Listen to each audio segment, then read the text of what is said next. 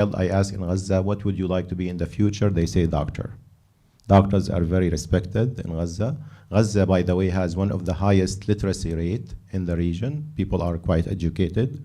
Many of them have multiple degrees because they get engineering degree, but they cannot find a job. So they get a nursing degree, then IT degree, trying to find a job. One of the highest jobless rate in the region because of the lack of jobs. But people were thriving before this war. I remember my first mission in 2019, I went with a group of physicians from the United States, and my wife insisted to go with me. People in Gaza are very hospitable, by the way, very welcoming despite of the shortages. I gained 5 pounds in the last medical mission. And we went to Nasser Hospital, which is a tertiary center similar to my hospital in Chicago. Best technology, best doctors, more up to date than me. They asked me difficult questions which I could not answer. They do the same procedures that I do in my hospital, and they take care of their patients despite of the limitations. And Al-Shifa Hospital is the medical hub in the north that serves 750,000 patients every year, and has 70,000 surgeries every year, and 25,000 dialysis sessions every year. So when you remove a tertiary center, and Al-Shifa Hospital was removed because of the siege and the attacks and so forth, then it's difficult to compensate for that by opening other hospital or a field hospital. So the hubs of medical systems in Gaza is Al-Shifa Hospital in the north, in the city of Gaza, and Nasser Hospital in the south, in the city of Khan Yunis.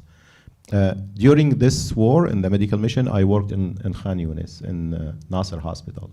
So we lived in Al-Mawasi, Rafah, for people who are aware of the geography, which is the site near the beach, the Mediterranean, which was at that time designated as quote-unquote safe area by the IDF, but it's not safe, nothing is safe. You know, the first night we went there and arrived there, we woke up after 30 minutes with a huge explosion that shook the house we were living there, and we were told that there was a missile that was attacked.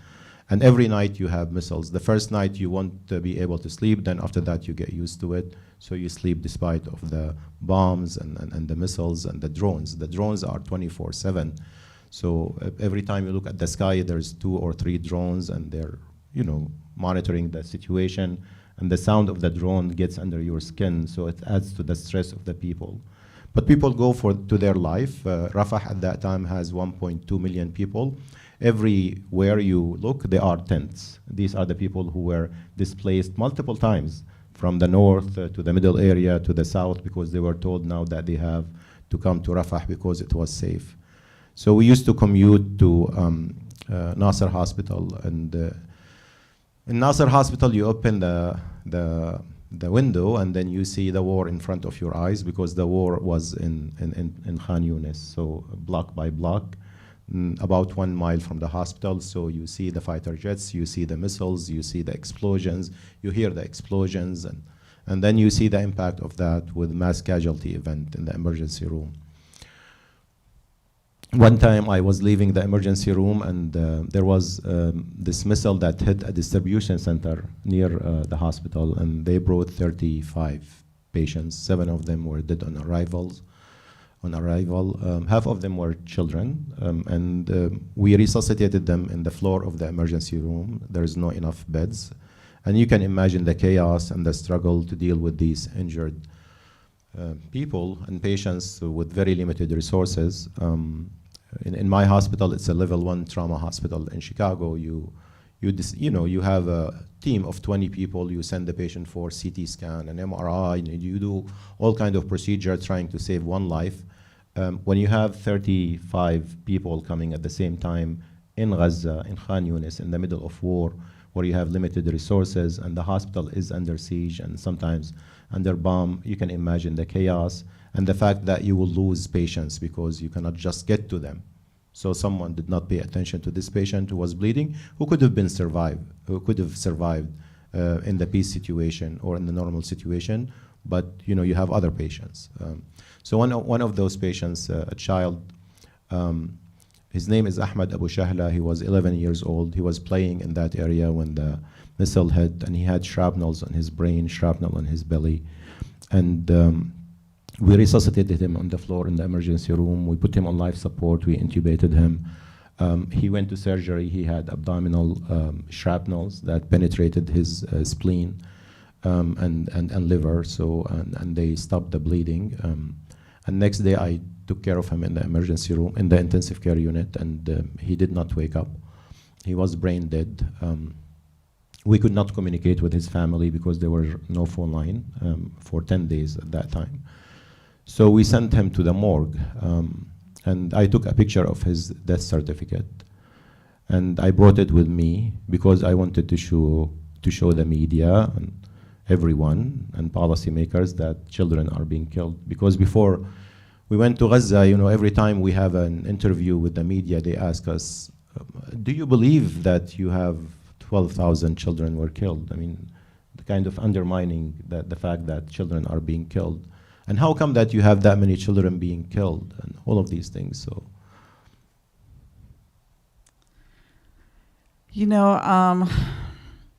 I think one of the things that we have watched, and of course this was made months and months before, and things have gotten significantly worse. Now I think there's kind of part of one operating hospital, so many hospitals that have been obviously destroyed. But I think one of the things that many of us see is just for over a year now, the people that are constantly with their hands trying to bring people out of the rubble, really trying to preserve life and bringing them to the hospital. But how are the doctors managing with nothing there? And as a doctor here that works with some of the international organizations, what has been the role? What has been the position of many of the medical associations when they see this?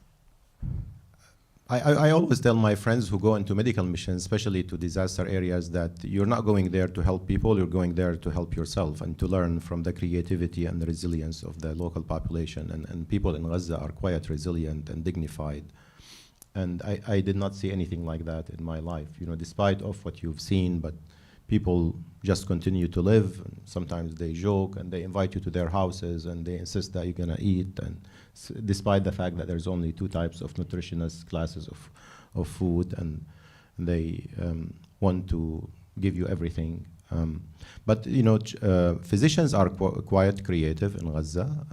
Because of the siege for 16 years and the war for 5 times, they know how to deal with limited resources, which is something that we lived during the COVID pandemic, because we had a lot of sick patients dying on us, and we had limited PPE, if you remember, especially in the beginning, and limited ventilators. So actually going to disaster area and seeing how physicians and hospitals deal with limited resources and how there's no morphine, okay, can we have Toradol? This is painkiller. If there's no IV fluid, can we do something else? If there's no enteral feeding, can we give feeding differently? So there's always ways to use alternative means to provide the care to the patient. But if you have 1 or 2 antibiotics and the patient needs different antibiotics, that's what you have. You give them this antibiotic. If we have here unlimited supply of medicine and oxygen. Over there, you have to ration oxygen. You have to ration electricity because hospitals are run on generators that require fuel, and fuel, there's a huge shortage of fuel because of the Israeli limitation and sanctions on fuel. So you want to ration not only medicine, but also fuel, incubators, ventilators, painkillers, oxygen, and all of this, which is translated and use 1 antibiotics for every patient. That means you will have resistant bacteria. That means you will have patients who will die of infection, even if they survived in the initial insult. And many of these patients who die later on, and we've seen the child that was evacuated late, and this is one of many, by the way. You have a list of 3,000 people, or most of them are children on these evacuation list, and they linger for 1 or 2 and 3 months, and eventually they die either before they are evacuated or after evacuation. So that's how people deal with limited resources. Dr. Hussam Abu Safiya, one of my friends, he's a pediatrician in Beit Lahia, whose family came from a city called Al-Hamama, north of Gaza, in nowadays Israel. And he tells me that he can see the ruins of his city, which has 2,000 population. In 1948, his grandfather was displaced to Gaza. 70% of people in Gaza are descendant of refugees from 1948. So he was working in a hospital called Kamal Adwan in Beit Lahia in northern of Gaza. The hospital was under siege, was bombed. Children died in the ICU, and it was closed, but then he reopened it. And they closed one again, then he reopened it. Now it's the only or the most functional hospital in the north. It has 200 beds. It has an ICU. He expanded the capacity of operating room, expanded the capacity of the emergency room. He sent me a picture of the incubator neonatal unit yesterday, and it's amazing. I mean, you can look at this neonatal unit in Beit Lahia in a hospital that was bombed and was under siege and closed, and you say, well, this looks like it's in Chicago. So people are amazing, and they want to save their community. He had the option to leave, by the way. His wife has a citizenship from one of the Central Asian countries. He got his training in one of the Central Asian countries. He decided to come back and practice pediatrics. That's his specialty. And he has 5 children. He insisted to stay there and he did not evacuate. And now he's sending every day a message to the world that they are forcing us to evacuate, and if I leave the hospital, there won't be hospitals for children in the north of Chicago, and there's 400,000 people in the north of Gaza. And you had mentioned a couple of things. First of all, about the diversity of the population in Gaza, and I think that as a Palestinian, we always learn that it's because Gaza is really made up of the people that were ethnically cleansed multiple times. 1948, many times, and one of the reasons I think the ethnic cleansing taking place is to prevent these people from ever being able to go back, to basically to exterminate them. I think one of the things that we noticed in the film, besides of course all of the death and destruction and the bodily injuries, is really sort of the empty eyes of the young children. Issues when you are being bombed 24/7 like that, and you're seeing death and destruction over and over and over. Yeah. And this is one of the worst situations that you can imagine. You're a physician and you go to the emergency room or the clinic, and you are seeing patients coming with all kinds of ailments related to the fact that they are crowded and tense, and there's no clean water, there's shortage of food, there's malnutrition, there's hepatitis A epidemic at that time. There's all kinds of respiratory illnesses. Gaza in the winter is very cold. I used to cover myself with 3 blankets at night. And I was living in a house, so you can imagine how cold it is in the tent. So everyone has respiratory infection, everyone has diarrhea, and also they have neck pain and abdominal pain and back pain because of their mental health trauma. They don't come and tell you, and then they tell you that I'm depressed, especially for children. So they have somatization, where it comes, their mental health trauma presents itself with pains or vague ailments or inability to sleep or hyperactivity. And every person in Gaza is traumatized. And it's the generational trauma, because these are population who are traumatized, and their parents are traumatized, and their grandparents are traumatized. So trauma is part of their DNA. And many of them have flashbacks to the previous wars. And you don't have enough resources to treat all of this mental health trauma.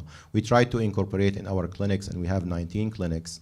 My organization started, run by local doctors and nurses, about 300 of them, from the north to the south. We serve about 5,000 patients every day, and we have 3 stabilization centers for the treatment of malnutrition. That was not present before this war, malnutrition. 500,000 people in Gaza have the highest level of food security, catastrophic food security, and everyone else has very high level of food insecurity because of the shortage in food. And at one point, there was improvement in the humanitarian situation and the food situation, I think in May and June because of the media pressure, but then things slided and got worse. So now it's actually worse than when I was in Gaza. Of course, the Rafah offensive, that when I was living in Rafah, Rafah was the most vibrant city, and it was quote unquote safe. Now there's no Rafah. What is the condition and the safety and the clinics and the staff that are in the clinics that you have over there? This is one of the worst trends that we've seen in the recent history of wars. It started in Syria, where we had many attacks on healthcare. More than 900 physicians were killed in Syria from 2011 to 2023. Ukraine, the same thing. In Sudan, the same thing. But Gaza, this is the worst attacks on healthcare. There is an organization called Insecurity Insight, and also the WHO track attacks on healthcare. There's more than 1,200 attacks on healthcare in Gaza. Attacks on healthcare means attacks on hospital or ambulance or clinic. And more than 500 doctors and nurses were killed in Gaza. And you can imagine how precious is a doctor in Gaza situation, how long it takes to produce a surgeon or a head of department. And when you kill a surgeon or a head of department, it's impossible to replace them in 1 year or 2 years or 5 years, especially that universities are also bombed. So the attacks on healthcare, erosion of the norms that were mentioned in the film, is happening every day. So, you know, as a physician, we have the Hippocratic oath that we will save lives no matter what, and that you are protected when you are in a war situation. These are the basis of Geneva Convention for 160 years. And there is no norms anymore in the war in Gaza. No one respects Geneva Convention. If the IDF, the Israeli, said this hospital, they claim that there's tunnels or whatever, and then they go into the hospital, they put it under siege, they cut electricity and food and water and medications. They detain doctors and torture them.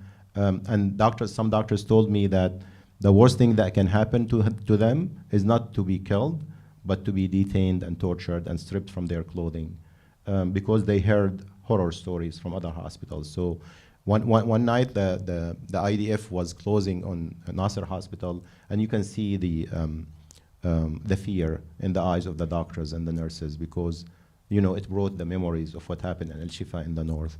And of course, when you are removing hospitals, you are depriving the community to access to health.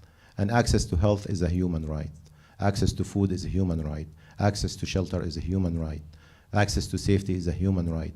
And you are depriving these communities from hospitals. And people told me that we can tolerate the missiles and the bombs, but if there's no doctor in town or no nurse, and you know that your child has a fever or abdominal pain, then people leave. So when I speak with the population in Gaza, there's 130,000 people who actually smuggle themselves to Egypt, but everyone is thinking to leaving, because Gaza now is unlivable. The systematic destruction of civilian infrastructures, of schools, of hospitals, of universities, of organizations, of community leaders, of doctors, making Gaza is unlivable. Unfortunately, in Syria, in the context of Syria, people had the option to go to Turkey and Jordan and Lebanon and Iraq and Europe. Here, you're stuck. It's an open air prison. I'd like to open it for the audience if you have any questions.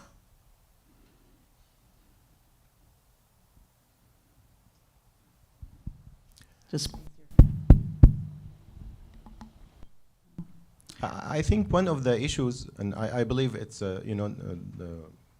there's a saying that knowledge without action is arrogance. So, I mean, we've seen this. You got all of these painful insights and stories, and I think it's the responsibility for us, and I believe in advocacy, humanitarian advocacy, and I believe in persistent advocacy. That means even if you know that you're not gonna change major policies like stopping the war, but you can do something that can help some people. And if you have access to your congressperson or to your senator or to the State Department, or even calling the president or some of the candidates running for president, and you tell them that you've seen this movie and you want them to do something to stop the war or to help the people in Gaza, I think that would be very meaningful. The more voices they hear, diverse voices asking for the same thing, the more it happens. Josh Paul, who was a guest of our conference just a couple of weeks ago, and we gave him our Global Award for Courage because of his stance in the beginning of the war. He resigned from the State Department, mentioned one of the laws, Leahy Law, and National Security Memorandum 20, that basically says that the United States, if they provide aid to a country and the country does not abide by international humanitarian law, and they block humanitarian aid arbitrarily to the people that they're supposed to receive the aid, then this law apply. That means the United States can threaten them to stop the aid and the arms supply. It didn't happen in May, if you remember in the movie, but now it's happening because of the advocacy of the doctors who went to Gaza and came back and met with Senator Van Hollen and Senator Bernie Sanders. And there's about 16 to 18 senators, 16 senators who basically want things happen. And I think calling the State Department and insisting that NSM 20 should be applied and that there should be consequences for what you have seen, it may make a difference at the end.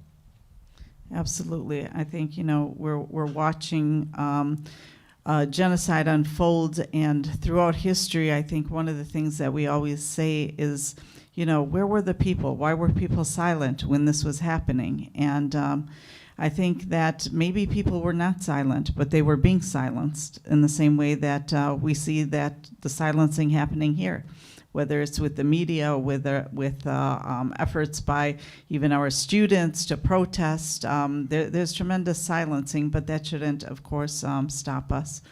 At some point, this really massacres and genocide against the Palestinians has to stop. They say genocide ends when the perpetrators just decide they've had enough and they've done whatever, or sometimes it has to come from outside powers, but at some point it's going to stop. What will it take to rebuild a population that has undergone such devastating tragedy? I think it's mentioned here that it's going to take 80 years to rebuild, and with limited resources, they will rebuild their villages and neighborhoods and universities and hospitals. Because I've seen it, even during the war. I mentioned the example of Kamal Adwan Hospital.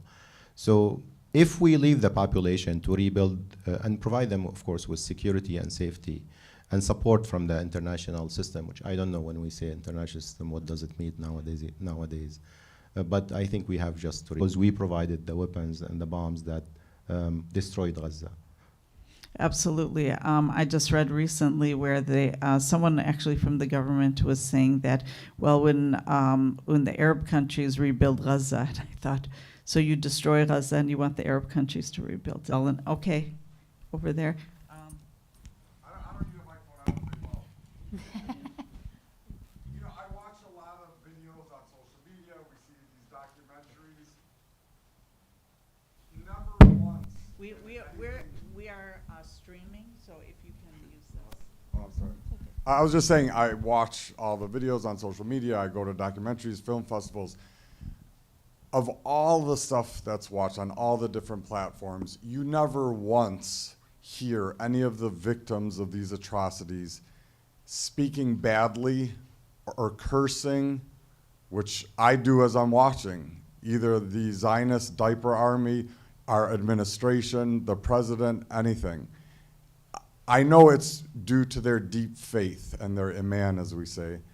Can you touch on that and explain, what did you experience as you're treating them, as you're living with the people in Gaza? What gives them such deep faith that they stay patient and not, I don't know how to explain it, like cursing the people that are causing this suffering, and they just leave it all to God? That's an amazing observation, which, I went to Gaza expecting to see people angry and bitter, and I did not see any of that, and I could not explain it, because, I've been in other war zones, and, people should have the right to be, angry and bitter about what's happening to them, bombs. You have families that lost 20 members or 50 members and lost their homes and everything and their future. and they smile, and they have this dignity, and they have this peace that I could not explain, except for the fact that they have faith, and they have hope in the future. So, I mean, that's why I learn more than what I try to give. And you know, people, sometimes we speak about the heroes that go over there and come back. These are not heroes. The heroes are the ones that are inside, because these are doctors and nurses, I'm talking about healthcare workers, who are displaced themselves, and some canned food, and then they come to the hospital to serve their patients, knowing that the hospital can be bombed, and they may die, or their family can die in the tent, and they continue to serve their community. These are the heroes. And I think the more that we highlight the fact that it is our responsibilities to support them, at least with words and advocacy, the more likely the fact that people will pay attention. If we just talk about the suffering, I think it's important, but we have to talk about the strength and the resilience and the hope and the fact people have high expectation of healthcare. You know, there is polio in Gaza. They discovered polio virus in the sewage, and they discovered that one child had polio. Fortunately, it was not wild polio. And over the past month or so, our team and other organization participated in polio vaccination. And you can say, okay, you can imagine families not coming to get vaccination because it's war and shortage and there is no transportation. But actually, every child out of the 650,000 that we wanted to vaccinate got vaccinated. Family came to vaccinate their children because they have very high expectations. They want their children to live with dignity and with health. And senators are good. Writing an op-ed based on what you have seen to your newspaper, I think eventually these things will create a wave that will affect the minds of policymakers. And we have a window right now with the political season. Any other questions? One of the things that talk about his organization, Med Global, and how the community can help. Thank you. We provide healthcare. So we are a healthcare organization. Our mission is to increase access to healthcare in disaster areas and low-income communities. Over the past 7 years since our inception, we served in 26 countries, served about 30 million people. In Gaza, we started in 2019. We are part of the health cluster. We are registered. We have a bank account. We have a team of Palestinian doctors and nurses, about 300 of them who run our clinics. We have 19 clinics, 3 stabilization centers throughout Gaza. We serve 5,000 patients every day, primary care, mental health, wound care, prenatal care, infections, and all of these things. You can donate to our website. If you look at our website, www.medglobal.org, and Gaza, you can donate over there, and your donation will save lives. Your donation will be translated into healthcare. And also we provide nutrition for children who have severe malnutrition. And also we provide clean water, because this also will prevent illnesses. And if you want to donate to other countries, of course, you're more than welcome. We work in Ukraine, we work in Colombia, in Mexico, in Syria, in Lebanon, in Sudan, Yemen, and Bangladesh. Other questions? You know, one of the things, I'm sorry. Yes. Excuse me, hang on. Just so that, because we're streaming. You mentioned clean water. The municipal services in Gaza has been completely devastated. And this has led to the open sewage that we've also seen in Gaza. Can you talk about the spread of infectious diseases and how, even after the war ends, how that will impact the people of Gaza? A great point. And you know, one of the reasons that we have polio outbreak is because of the lack of clean water. Gaza depends in terms of sources of clean water on the desalinization plants that stopped working because of the bombing and because of the lack of fuel and replacement parts, and also on wells that got contaminated because of the sewage. So you can imagine the sewage contamination and so forth. So in order to get clean water, you need to wait for the trucks that bring clean water to the areas and wait for 2 or 3 hours every morning to have a jar of water to your family. And if you don't have clean water, which is most people don't have clean water, you will get contaminated water. That means you will have at risk to have diarrhea. Every child has a diarrhea. Hepatitis A. When I was there was an outbreak of hepatitis A, and many other waterborne diseases, including polio. And studies have shown that these infections will continue even if the war stopped. And there are some estimate that 250,000 people will die in Gaza, not because of the war, but because of the impact of war and infrastructure, lack of clean water, lack of adequate nutrition, infections, multi-drug resistant bacteria, and the disintegration and the collapse of healthcare system. Thank you. We have to wrap up here, but I think it's hard to find any kind of silver lining, like they say, in such tragedy. But we know that the Gazans were, forced into this open-air prison, and then we watched how they became one of the most highly educated, really, populations in any area in the world, in fact. And we watched how, out of nothing, they built buildings and cities and loved life, really. And I think they taught so much to the world in spite of the tragedy. But I don't know. Do you have any thoughts? Any kind of final thoughts? I mean, I always mention this story about the children of Gaza and how they are, sometimes they play, they go to the beach, they try to have a break from the war, and they want to be doctors. They want to be doctors, except for one child. You mentioned the flat features on the children. Yeah. So he was in one of the displacement center called Madras al-Fadila, the school of al-Fadila in Rafah, where you have about 2,000 people. In every class you have 40 or 50 people. One of the people I visited was an OBGYN physician. Her name is Tahrir. She had a baby 4 hours earlier, and Tahrir means liberation. And she was with her baby in the school because they did not have places for her in the hospital. So I saw this child. He was leaning on the wall, and he had this flat features, mental health trauma, clearly traumatized. I asked him, "What would you like to be in the future?" And he said, "What future?" So I think, this is the message that I got from Gaza, that we, the ones who knew what's happening, we have the responsibility for these children, because I believe that they can build Gaza and the region if they have opportunity. Thank you, Dr. Zahar Sahlul.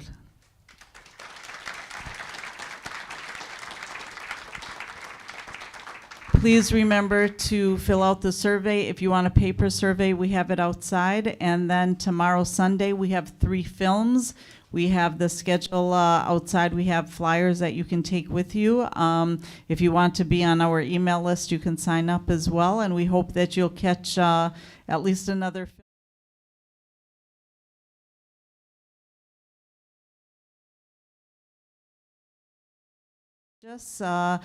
We have to learn from the people of Gaza, and we need to be their voices here, because our government